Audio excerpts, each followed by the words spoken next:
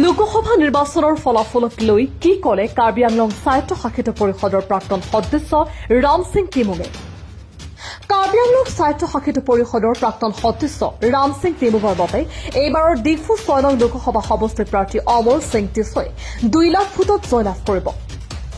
লগতে টেমুঙে কয় যে এইবাৰ বিজেপিক APHLC আৰু কংগ্ৰেছৰ লোকসভা সমষ্টিৰ এইবাৰৰ প্ৰাৰ্থী JI কাথাৰ আৰু জয়ৰাম ইংলাঙে বিজেপিক নিৰ্বাচন জিকাৰ কাম কৰিছে বুলি মন্তব্য কৰে। আনহাতে APHLCৰ প্ৰাৰ্থী জন এংটি কাথাৰে অভিযোগ কৰিছিল কাৰ্বি আংলং অটনমাছ কাউন্সিলে PNRD চৰকাৰী 14 কোটি টকাৰে 30 পাৰিষদ সদস্য বিদেশ ভ্ৰমণক লৈ। কাৰ্বি আংলং স্বায়ত্তশাসিত পৰিষদৰ প্ৰাক্তন সদস্য ৰাম সিং টেমুঙে কয় JI কাঠৰে তথ্যভিত্তিক কথা ক'ব লাগে। সংবাদ মাধ্যমত কোৱাতকৈ যদি তথ্য থাকে আইনৰ সহায় ল'ব বুলি মন্তব্য কৰে ৰাম সিং টেমুঙে। একচুৱেলি আজিৰ তাৰিখত এইবোৰ কথা পাতিব নালাগিছিল, তথাপি আপুনি সাংবাদিক হিচাপে সুধিলে মই এইটো ক'ব বিচাৰোঁ যে এইটো নিৰ্বাচনত যেতিয়া ঘোষণা হ'ল নিৰ্বাচন, এতিয়া টিকেটৰ প্ৰাৰ্থী হিচাপে নমিনেশ্যন ফাইল কৰিলে, নমিনেশ্যন ফাইল কৰা চূড়ান্ত হোৱাৰ পিছত তেতিয়া আমি গম পাই গ'লোঁ আমি জিকি যাম আৰু জিকাই না আমি 2 লাখত অধিক ভোটত আমি জয়ী হ'ম। কাৰণ প্ৰাৰ্থীসকলৰ দেখিছোঁ যে JI কাথাৰ তেওঁ উইথড্ৰ কৰা নাই আৰু কংগ্ৰেছেও উইথড্ৰ কৰা নাই, গতিকে দুয়োটা দলে আমাৰ জিকাৰ কাম কৰিছে। গতিকে আমি যিমানখিনি কষ্ট কৰিব লাগে বুলি ভাবিছিলোঁ তাৰ আধাও কষ্ট কৰিব লগা নহ'ল, আমি 2 লাখ ব্যৱধানত জিকি যাম।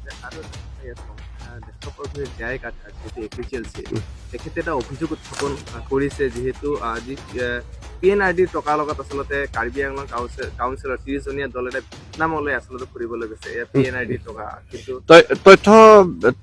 তথ্যভিত্তিক কথাবিলাক ক'ব লাগে। তেওঁ যদি তেনেকুৱা কিবা এটা সূত্ৰ পাইছে তেতিয়াহ'লে তথ্য আকাৰে দাঙি ধৰক, আইনী ব্যৱস্থা ল'ব। তেওঁটোতো এতিয়া হেৰি নহয়, গতিকে তেওঁ আইনী ওচৰত চাপক। এইটো আৰু য'তে ত'তে মিডিয়াত বুকিং কৰাতকৈ বা এই ওজৰ আপত্তি কৰি থকাতকৈ তথ্য ভিত্তি কৰে আপোনালোকে বা তেওঁলোকে দাঙি ধৰক।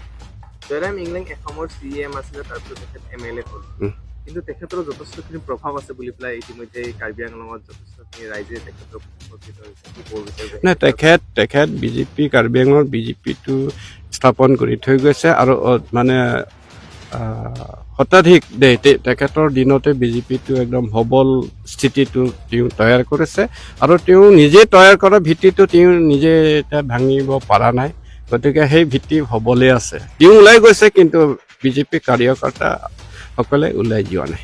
আপোনাৰ মতে এইবাৰ বিজেপিৰ পাহাৰত জয় নিশ্চিত, 4 তাৰিখে ফলাফল যিহেতু ঘোষণা কৰিব, জয় নহয় একদম 2 লাখতকৈ অধিক ব্যৱধানত জয়ী হ'ব। হৰেণ সিং 2,81,000 ভোটৰ ব্যৱধানত, কিন্তু এইবাৰ কম কিহৰ কাৰণে?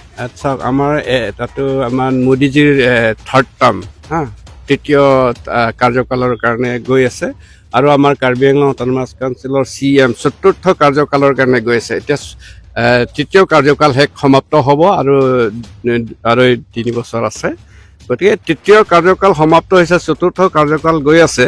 তেনেকুৱা সময়ত অলপ এণ্টি ইনকামবেঞ্চিটো থাকিবই আৰু সেইটো কাৰণে আমাৰ অকণমান চিন্তাও লাগিছিলে যে এবাৰ কিবা হ'ব নেকি, যিটো লাষ্টত দেখা গৈছে আৰু JI কাথাৰ আমাক সহজে কৰি দিছে খেলটো। আপুনি এইবাৰ লোকসভাৰ টিকেটো বিচাৰিছিলে, তাৰপিছত যিহেতু বিধানসভা নিৰ্বাচন আহিছে তাত আপোনাক দেখা পোৱা যাব নেকি, কিবা পৰিকল্পনা আছে? নাই ৰাজনীতিৰ দলত ৰাজনীতি কৰা মানে ইলেক্টৰেল পলিটিক্স কৰা মানেতো নিৰ্বাচনটো এইটো 5 বছৰীয়া ইছ্যুটো সকলোৰে থাকিব, আশা থাকিবই, গতিকে মোৰ সেইদৰে সকলোৰ দৰে মই আশা কৰোঁ। কাৰ্বি আংলঙত কিন্তু ডিফু সমষ্টিত বিশেষকৈ মানে বিদা সিং ইংলঙৰ পাছত টিকেটৰ দাবীদাৰ বেলেগ কোনো নাই, কিয়নো বিদা সিং ইংলে এতিয়া ৰিটায়াৰমেণ্ট ল'ব ইতিমধ্যে আমি জানিছোঁ, নেক্সট তেখেতে নেখেলে বুলি পেলাই কৈছে, কিন্তু আপোনাৰ সম্ভাৱনা বহুত বেছি আছে। এই ওপৰ মহলে চাব, এইবিলাক পিছত নাই বুলি কয়, ওপৰ মহলেহে জানিব আছে নে নাই। এতিয়া আপুনি মইতো ক'ব নোৱাৰিম যে ইয়াত কোন দাবীদাৰ আছে নে নাই বা যোগ্যতা ভিত্তিত এইটো